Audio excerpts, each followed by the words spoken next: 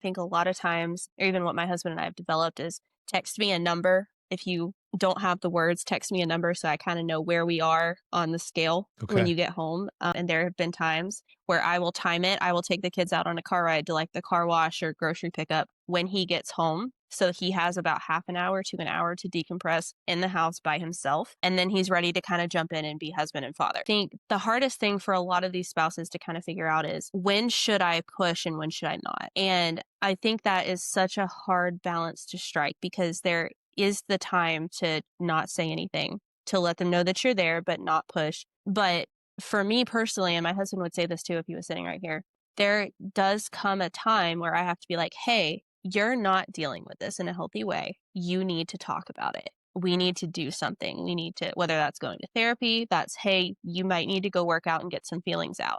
Also, it's okay to cry. Like, I don't care if you're a man, it's okay to cry. That's not a sign of weakness or anything.